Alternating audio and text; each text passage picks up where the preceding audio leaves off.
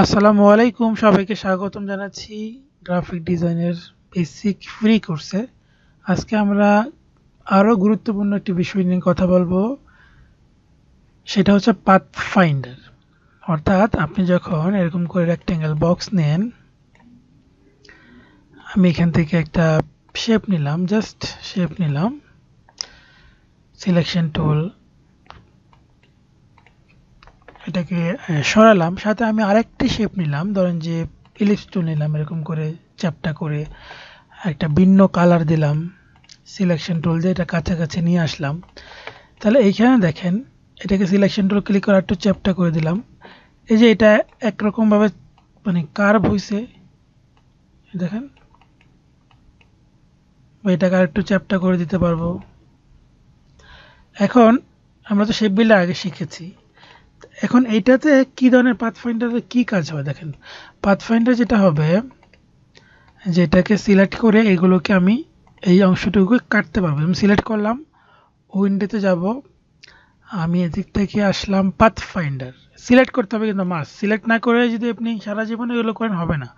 Path finder আসার পর এই যে প্রথম শেপটা হচ্ছে দুটো শেপকে জোড়া লাগে, অর্থাৎ যে কোনো শেপ আপনি যদি মনে হয় যে দুটো শেপ একই কালারের, দুইটা জিনিস মিলে একটা জিনিস হয়ে যাবে, এরকম কিছু হয় না অনেক সময়। যেমন আপনি যদি বলেন ইমেলের আইকন, ইমেলের আইকন কিন্তু দুইটা জিনিস মিলে একটা হয়। আপনি যদি গুগলে সার্চ করেন ইমেল আইকন, এখানে সার্চ করেন না ইমেল আইকন, আমি এই এক্সাম্পলটা বোঝানোর জন্য বললাম। যেমন দেখেন ইমেলের ভিতরে কি আছে, এই যে এই আইকনটা দেখেন, এখানে প্রায় 3-4টা শেপ মিলে একটা কালার একটাই, পিছনে ব্যাকগ্রাউন্ড বাদ দেন, শুধু এইটা চিঠির যে বক্সটা, এই এখানে শেপ একটা, এখানে একটা শেপ, এখানে একটা, এখানে একটা, তাহলে 4টে শেপ মিলে একটা আইকন তৈরি হয়েছে। এগুলোর ক্ষেত্রে এরকম ইউনিট করা হয়। যেমন এই দুইটা সিলেক্ট করলাম, ইউনিট হয়ে গেল, দুইটা মিলে একটা শেপ হয়ে গেছে। যদি এমন হয় তাহলে এই ক্ষেত্রে ইউনিট করতে হয়, কন্ট্রোল জেড। দ্বিতীয় অপশনটা কি কাজ করে, দ্বিতীয় অপশনটা মাইনাস করে, অর্থাৎ এই উপরের অংশটা কেটে ফেলবে। এই দেখেন উপরের অংশটা চলে যাবে, নিচের অংশটা যাবে, কন্ট্রোল জেড। খেয়াল করে দেখেন এই উপরের শেপটা, এটা যদি নিচে থাকতো অ্যারেঞ্জ থেকে সিন টু ব্যাক, তাহলে ঘটনাটা উল্টো হবে। সিলেক্ট করে এখন যদি আমি এটা দেই, তাহলে কি হয় দেখেন, উপরেরটা কিন্তু চলে যাবে, অর্থাৎ মাথায় রাখবেন উপরের শেপটা চলে যাবে, কন্ট্রোল জেড। তার মানে এতক্ষণ এটা উপরে ছিল, এই জন্য উপরেটা চলে যাবে, নিচেটা থাকবে। এটা হচ্ছে এই মাইনাসটা এভাবে কাজ করে, কন্ট্রোল জেড। এবার আমরা তৃতীয় অপশনটা কি, তৃতীয় অপশনটা দুই দিক থেকে কেটে ফেলবে, যে জায়গাটা জোড়া লাগছে বা টাচ করেছে একটা আরেকটাকে, এই অংশটুকু থাকবে। এই দেখেন,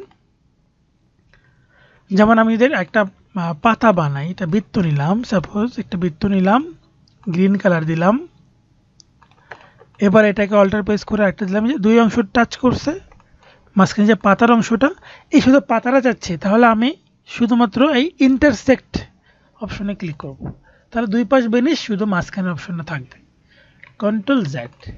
এটা ভিন্ন একটা কালার দিয়ে আরেকটা জিনিস বোঝাবো, লাস্ট অংশটা, লাস্ট অংশটা এটার বিপরীত। অর্থাৎ এইখানে কি ছিল, মাঝখানেরটা ছিল, বাকি দুই পাশ চলে গিয়েছিল, আর এটার বিপরীত হলে কি হবে, মাঝখানেরটা থাকবে না, দুই পাশ থাকবে, বেশ এরকমই কিছু। এই দেখেন ক্লিক করলাম, মাঝখানেরটা চলে গেছে, দুই পাশের অংশটুকু কিন্তু আছে। আনগ্রুপ করে দুইটাকে আলাদা করতে পারবো। এই হচ্ছে পাথ ফাইন্ডারের কাজ। আর একটু ক্লিয়ার করে বলি, একটা বৃত্ত নিলাম, সিলেকশন টুল, এবং এখানে অনেকগুলো লাইন নিলাম, এখানে একটা লাইন, এখানে একটা লাইন, এখানে একটা লাইন, এলোমেলোভাবে বা যেভাবে হোক আপনি নিচ্ছেন। সিলেকশন টুল ক্লিক করলাম, অল সিলেক্ট করে, এই যে অল সিলেক্ট করে এইখানে একটা অপশন আছে, খুব গুরুত্বপূর্ণ কাজ করে, ডিভাইড।